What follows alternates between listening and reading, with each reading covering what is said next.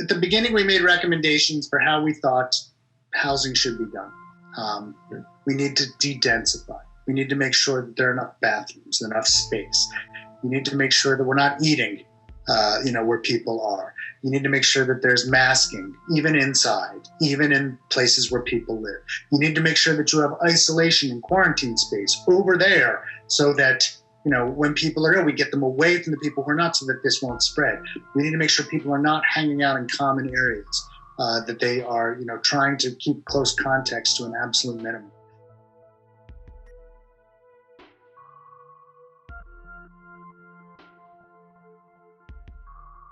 Honestly, I feel like IU's done very good. In my opinion, I feel like they've done very good, especially with the randomized testing. I don't know. I think they did really good. Just figuring out how many times they test students is the only problem I have, but they've been doing really good. I've seen less cases here than I've seen at other schools that my friends go to that aren't doing randomized testing. So I really like this process. If I've been tested 9 times and I've been negative all 9 times, I feel like I shouldn't have to keep getting tested every week. Like, I understand it's important to get tested, but like every week, and sometimes it's not even a week spaced out. Sometimes it's only like 4 days spaced out. I mean, that's my only problem with it. But other than that, I feel like it's a good test and it's helped a lot. I think they're doing a great job in terms of keeping COVID down. I think they could do a better job as a university in terms of community health in more than just a physical sense, if they gave us a little more freedom. That's about it. It's a balance of doing well in school because you're physically and mentally happy and you feel good. And it's hard to do that when you can't really build a friend group. For a lot of kids, especially, I came from New York. I'm 1,000 miles away from home. I didn't know anybody here. I was lucky I met the kids on my floor, but without that, I would have just been alone in my room. That's not a healthy way to live. You can only do so much to stop people from hanging out, and they can only stop it internally, in the dorms. If I really want to go down to Kirkwood, get a slice of pizza with 20 people, I can go do that. That's my own personal choice, my own personal risk, and I guess, let's be a little more free.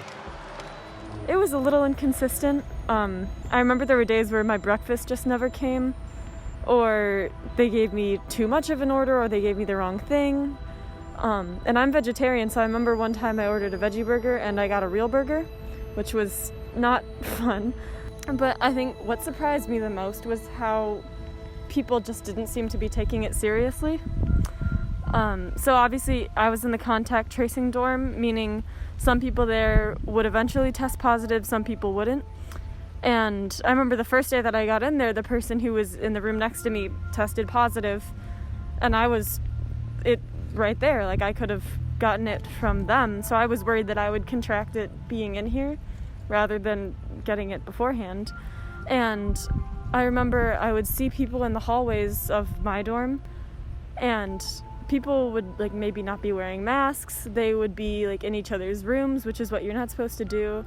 I know people who just left the building and just walked down the street and just left Ashton, which is, again, not at all something you can do. And people from outside Ashton would come into Ashton to hang out with their friends, which was ridiculous because you could get COVID from that, and they just didn't seem to be taking it seriously. And it wasn't like there were adults inside. The only people that I saw were the people who brought us food and the people in hazmat suits who cleaned the hallways.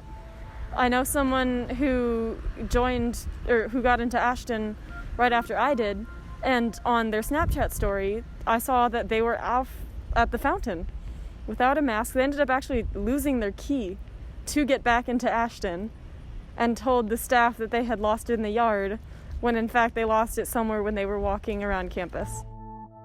Next, I'm going to try to relax a little bit next week, but I'm feeling stressed for December. Indiana is taking off and it's on fire and things are not heading in the right direction from a state perspective, and that still bothers me. And so, just sending home dorm students in some group it's not making this any. This was the argument back at the beginning when people were like, "Why are you opening campus?" I'm like, even if we close the dorms, I feel that there's still a huge number of people that we need to protect and take care of. And it's only getting worse out there. Yeah, there's some things that are just outside of our control. The state is doing terribly, not to mention the country. And the healthcare system is starting to get overwhelmed, and like I cannot fix that. Not with all the IU focused testing in the world or anything else we're doing. Like we can't fix that. We are at the mercy of the communities in which we live, and so that is stressful.